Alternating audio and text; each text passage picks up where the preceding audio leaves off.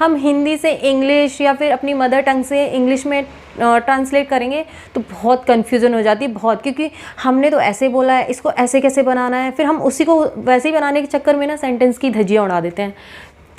Hello friends, good morning and welcome back to my channel. So today in this video we are going to learn some daily uses sentence like some very confusing sentences that we never know how to make this sentence. So today we will learn how to make a sentence and some collective sentence I will give you, how to prepare them, how to make them. So these are very useful. We use them, we use this sentence in our daily life, and sometimes we confuse how to make these types of sentence. So these are very useful and very important sentences that we always use in our daily life, and our parents, our siblings, we always try to use this type of sentence in our daily life. So today we are going to learn some important and very useful sentences. So not further ado, let's get into the video. So like this, mummy ने मुझे धनिया लाने के लिए भेजा है, लेने के लिए भेजा है या लाने के लिए भेजा है, ये मम्मी हमेशा बोलती हैं। और हम इस चीज़ को किसी, जैसे हम रास्ते में जा रहे हैं तो कोई हमें रोकता है कि अरे रुको सुनो, तो हम उससे बोलते हैं कि नो, मम्मी ने मुझे धनिया लेने के लिए भेजा है, तो मुझे लेट हो रहा है, मुझे जाना है, मुझे मम्मी ने धनिया लेने भेजा है। या फिर टीचर ने मुझे क्लास में बैठने से मना किया है। कभी कभी हम लोग इतना मिसबिहेव करते हैं क्लास में, टीचर मजबूर हो जाती है हमें क्लास से बाहर निकालने के लिए। तो हम, अगर कोई और टीचर हमसे पूछते हैं कि यहाँ क्यों खड़े हो, why are you standing outside, तो आप बोल सकते हैं टीचर ने मुझे क्लास में बैठने से मना किया है। एंड डॉक्टर ने मुझे दवाई खाने को दी है, ये भी हम बोलते हैं हमेशा, डॉक्टर ने मुझे दवाई खाने को दी है। भैया ने मुझे डांस करने के लिए कहा है, या फिर पापा ने मुझे मनाली जाने को कहा है। So these are very simple and very useful sentence that we use them in our daily life, in our daily routine. So not further ado, let's get into the video.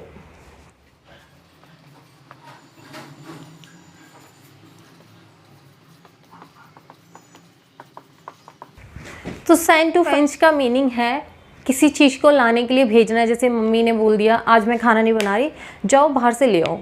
तो अगर हमें कोई रास्ते में मिलता है, वो पूछता है कहाँ जा रहे हो, तो हम उसे बता सकते हैं यार मम्मी ने मुझे खाना लाने के लिए भेजा है तो मैं वहीं जा रही हूँ।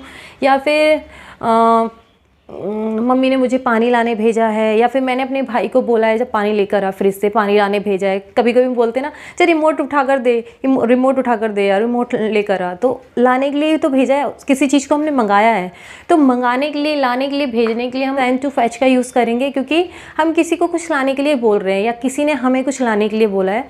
तो इस सेंस के लिए हम यहाँ पर इसका यूज़ करेंगे। तो चलिए देखते हैं सेंटेंसेस।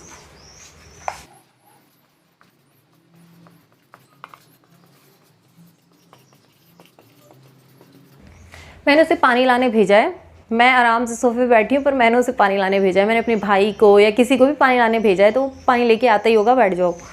तो इसको बनाएंगे I sent him to fetch the water. I sent him to fetch the water, मैंने उसे पानी लाने के लिए भेज दिया है, भेजा हुआ है।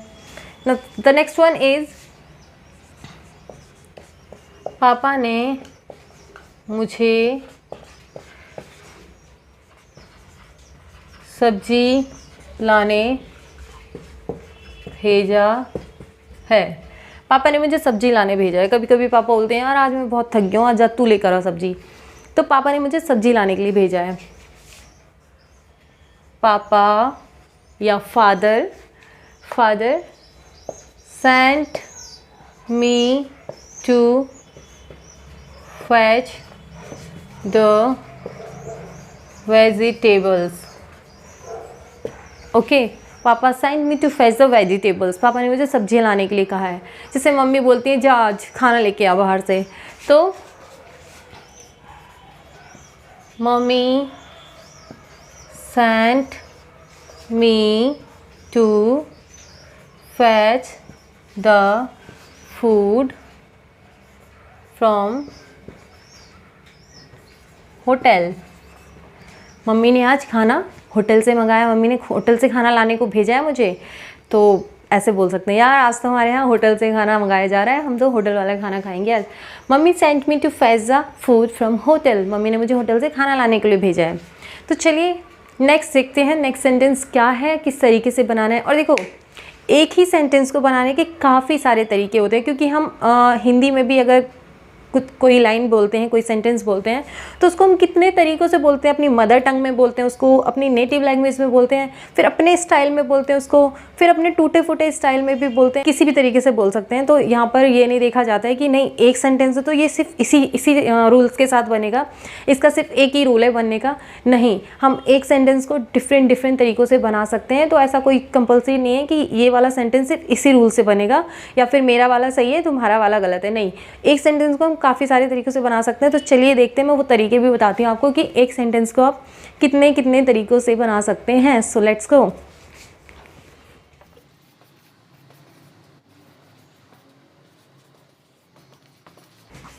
तो यहाँ पर नेक्स्ट वन है आस्क टू। आस्क का मीनिंग होता है पूछना, बट यहाँ पर पूछना कहीं भी नहीं लिखा है। तो यहाँ पर मीनिंग है इसका कुछ कहना, कोई आज्ञा देना किसी को। तो यहाँ पर ये आज्ञा परमिशन देने वाला सेंस यूज़ हो रहा है। तो चलिए देखते हैं कैसे बनाना है।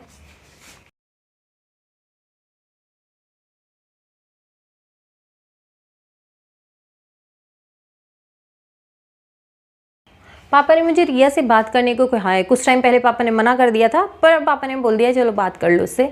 तो हम किसी और को बता सकते हैं ऐसे कि यार पापा ने मुझे बात करने की परमिशन दे दी है, पापा ने मुझे रिया से बात करने को कह दिया है। तो पापा asked me to talk to Riya. पापा ask me to talk Riya. यहाँ पे थर्ड फॉर्म यूज़ हुई है क्योंकि ये काम हो चुका है। ठीक है, papa ask me to talk Riya. So next one है मम्मी ने मुझे बैंक में पैसे जमा करने के लिए भेजा है। मम्मी ने कुछ पैसे दिए हैं, कहा है जाओ बैंक में डाल कर आ जाओ। बैंक में पैसे डालने के लिए भेजा है, डालना या जमा करना, सबमिट करना या फिर डिपॉजिट करना।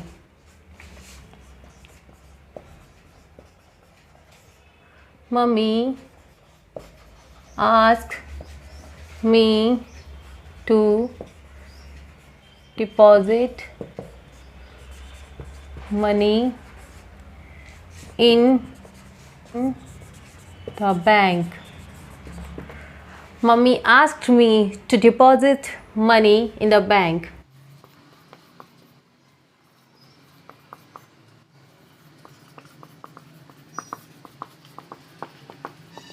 मैंने उसे घूमने के लिए कहा, यार घर में बोर हो रहा तो मैंने बोल दिया चल जा घूम के आ जा। तो मैंने उसे घूमने के लिए भेजा है। I asked him to walk. Okay, so let's see the next one.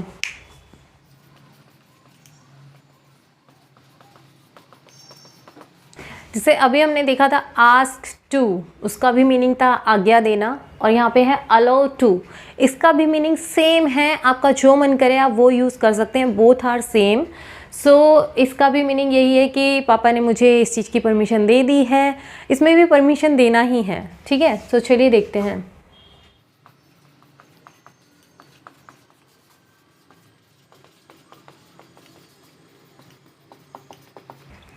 जैसे पापा ने मुझे गोवा जाने को कह दिया, हम एक्साइटमेंट में अपने फ्रेंड को बताते हैं ये पापा ने मुझे गोवा जाने को कह दिया है, कह दिया पापा ने मुझे गोवा जाने को कह दिया, अब मैं गोवा जा सकती हूँ। तो ये वो वाला सेंस है।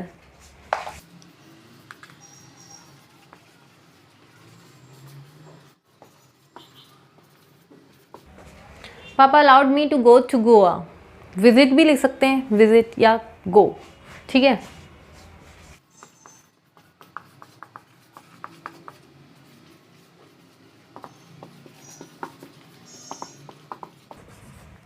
मम्मी ने मुझे ड्राई फ्रूट्स खाने को कहा है। जैसे अगर मैं ड्राई फ्रूट्स खा रही हूँ, मुझे किसी ने डांटा कि ये तुम क्यों खा रही हो, इतने नहीं खाने हैं, तो हम बोल सकते हैं नहीं मुझे ये मम्मी ने खाने के लिए बोला है, मैं खुद नहीं लाई, मुझे मम्मी ने बोला है चलो खा लो तुम। So mummy allowed me to eat dry fruits. Mummy allowed me to eat dry fruits, mummy ने मुझे खाने के लिए बोल दिया है कि तुम खा सकती हो। तो चलिए इस टाइप के सेंटेंस को आप अलाउ के साथ, किसी ने किसी को परमिशन दी है, जैसे मैंने किसी को परमिशन दी है कि चलो तुम वहाँ जा सकते हो या कुछ ऐसा, तो हम इनको यूज़ कर सकते हैं। सो इंग्लिश में हम एक ही चीज़ को ना काफ़ी तरीक़ों से बना सकते हैं। इतना पैनिक होने की ज़रूरत नहीं है यार मुझे तो आई नहीं ना, मुझे ये वर्ड याद नहीं हो रहा, तो दूसरे तरीके से बना लो। यहाँ पे बहुत सारे तरीके हैं, किसी को भी यूज़ कर लो, मीनिंग वही निकलने वाला है। तरीके बहुत सारे होते हैं पर मीनिंग सेम होता है, तो इसलिए कभी ये मत सोचो यार इसने ये चीज़ ऐसे बोली है तो शायद मेरी वाली गलत है या उसकी वाली गलत है, हो सकता है कि दोनों की सही हो। ठीक है, तो बहुत सारे तरीके होते हैं, ये पैनिक मत करो यार मैंने गलत बोल दिया उसने सही बोला है, नहीं सब ठीक होते हैं, क्योंकि बहुत सारे तरीके होते हैं इंग्लिश में एक ही सेंटेंस को बोलने के। तो आप मॉडल्स के साथ भी बोल सकते हैं या फिर ईडियम्स के साथ भी बोल सकते हैं, या फिर आप उस चीज़ को फ्रेजेस के साथ भी बोल सकते हैं, या फिर सेंटेंस के थ्रू बोल सकते हैं। तो बहुत सारे तरीके होते हैं, आपको जो अच्छा लगे आप उसके साथ अपनी बात को कंप्लीट कर सकते हैं। तो चलिए अब नेक्स्ट वन देखते हैं।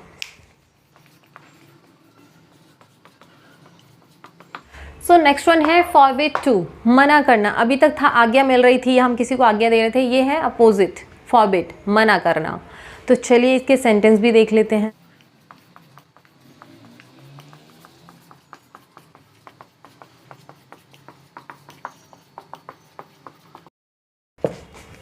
मैंने तुम्हें उससे बात करने को मना किया है ना, फिर भी तुम बात कर रहे हो। तो ये लाइन तो मम्मी हमेशा बोलती है ना, मैंने तुम्हें उससे बात करने को मना किया है ना, he is not a good boy, don't talk to him. So उसको इस तरीके से भी बना सकते हैं, I forbid you to talk to him, I forbid you to talk to him, मैंने तुम उससे बात करने को मना किया है, बात मत करो। तो चलिए और देखते हैं। पापा ने मुझे पैसे देने से मना कर दिया। पापा ने मुझे पैसे देने से मना कर दिया या किया है, किया था। सो सब एक ही सेंस है, सारे बोलने के तरीके अलग अलग होते हैं। सो पापा ने मुझे पैसे देने से मना कर दिया, यार अब मैं तो नहीं जा सकती, अब मैं तो नहीं खरीद सकती, या फिर मैं बर्गर नहीं खा सकती, मुझे तो मेरे पापा ने पैसे ही नहीं दिए, पैसे ही देना भूल गए, या फिर पैसे देने से मना ही कर दिया। तो बहुत सारे तरीके होते हैं, हम एक ही चीज़ को कितने कितने तरीक़ों से बोलते हैं, बट सेम सेंस वही होता है। हम हिंदी से इंग्लिश या फिर अपनी मदर टंग से इंग्लिश में ट्रांसलेट करेंगे तो बहुत कन्फ्यूज़न हो जाती है, बहुत, क्योंकि हमने तो ऐसे बोला है, इसको ऐसे कैसे बनाना है, फिर हम उसी को वैसे ही बनाने के चक्कर में ना सेंटेंस की धज्जियाँ उड़ा देते हैं। तो चलिए इसको देखते हैं कैसे बना।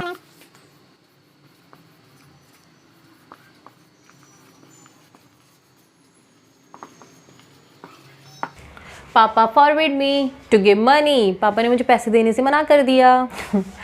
सो नेक्स्ट सेंटेंस है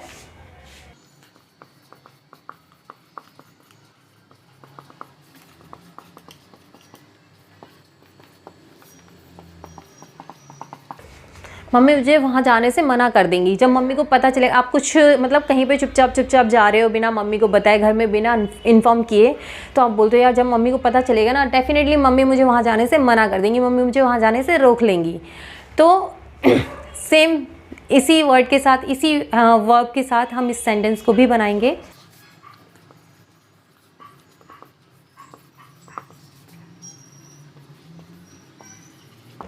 mummy will forbid me to go there, mummy मुझे वहाँ जाने से रोक देंगी, मना कर देंगी। So mummy will forbid me to go there, mummy मुझे वहाँ जाने से मना कर देंगी। तो चलिए अब नेक्स्ट वन देखते हैं।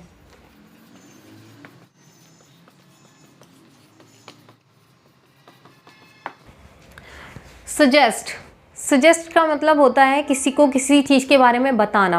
किसी को नहीं पता था, हमने उसको आइडिया दे दिया कि तुम इसकी जगह ये भी कर सकते हो, ये वाला भी अच्छा है, तुम ये भी ले सकते हो, या फिर ये वाली ड्रेस ज़्यादा अच्छी लग रही है, तुम ये वाला ले सकते हो, या फिर ये कोर्स ज़्यादा बेटर है, तुम ये वाला कोर्स कर सकते हो। तो जिसको हम आइडिया देते हैं ना, जिसको किसी मतलब कोई कन्फ्यूज़ होता है या किसी के पास कुछ सोचने की शक्ति नहीं बचती कि यार मैं ये करूँ या ये करूँ, आई एम वेरी कन्फ्यूज, तो आप उसको आइडिया दे सकते हो। मेरी मान तो ये कर ले, है ना, तो आप बोल सकते हो यार उसने मुझे बताया कि ये कर ले, ये ज़्यादा अच्छा है, या पापा ने मुझे बताया ये वाला कोर्स कर, ये तेरे लिए अच्छा है।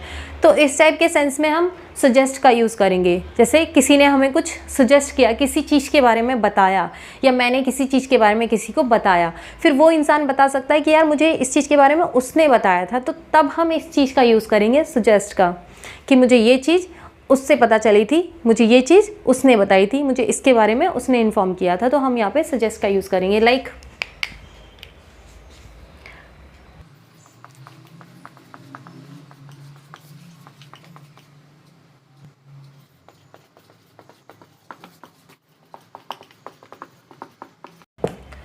मेरे दोस्त ने मुझे इस कार के बारे में बताया, मतलब ये कार मैंने तब खरीदी जब मुझे इसके बारे में मेरे दोस्त ने बताया। तो आप इस लाइन को किसी और को बता सकते हैं। जैसे कोई पूछे यार ये गाड़ी तुमने क्यों खरीदी, तुम्हें किसने बताया इस गाड़ी को खरीदना है, तो तुम बोल सकते हो यार माई फ्रेंड सजेस्टेड मी। तो यहाँ पे my friend suggested me about this car। My friend suggested me about this car। इस कार के बारे में मेरी फ्रेंड ने बताया, ठीक है। या फिर मुझे कोई कोर्स करना है और मैं कंफ्यूज हूँ कि मैं कौन सा कोर्स करूँ, तो वहाँ पे आप अपने पापा से कभी कभी एडवाइस लेते हो, कंसल्ट करते हो, पापा और should I do this one or this one which is better. तो पापा एडवाइस देते हैं कि नो ये वाला अच्छा है, ये करो।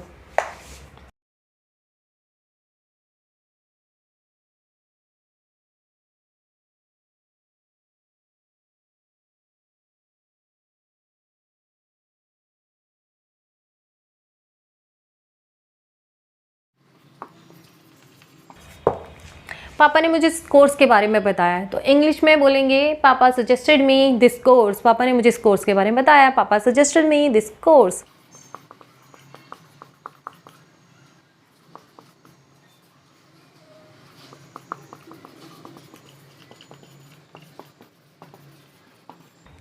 मैंने उसे इस ड्रेस को खरीदने के लिए कहा या सलाह दी थी या एडवाइस दिया था, तो आई suggested him to buy this dress। मैंने उसे ये ड्रेस खरीदने की सलाह दी थी, या इस ड्रेस के बारे में मैंने ही बोला था यार ये अच्छी लग रही है, ये खरीद ले। तो इस टाइप के सेंटेंस को आप सजेस्ट से बना सकते हैं। सो गाइज इस टाइप के सेंटेंस आप डेली यूज़ करते हैं, आई नो, बिकॉज मैं भी यूज़ करती हूँ इस टाइप के सेंटेंस। इवन हम सब इस टाइप के सेंटेंस डेली यूज़ में डेली बात करने में यूज़ करते हैं, क्योंकि these are very simple and very usable sentence that we every time use this sentence. इस तरीके से आप किसी सेंटेंस को बना सकते हैं, और एक सेंटेंस को बनाने के काफ़ी सारे तरीके होते हैं। तो ये पैनिक ना करें कि यार ये वाला तरीका अच्छा है या ये तरीका अच्छा है, मुझे तो उसने ये बताया था। और यही नहीं, इसी सेंटेंस को बनाने के और भी तरीके होते हैं। तो आप ये कंफ्यूज ना हो कि उन्होंने तो मुझे ऐसे बताया था, अब ये तो मुझे ऐसे बता रहे हैं, तो मैं कौन सा वाला सिलेक्ट करूँ। तो आप दोनों ही बना लो, दोनों ही ठीक है, कोई भी कन्फ्यूज़न मत रखो दिमाग में, क्योंकि एक चीज़ को बनाने के बहुत सारे तरीके होते हैं। सो इंग्लिश में एक चीज़ को कहने के बहुत सारे तरीके होते हैं। तो I hope this video will help you a lot. If yes then give a like to this video and please subscribe to my channel, share this video with your friends and family. So see you in next one. Till then, bye bye.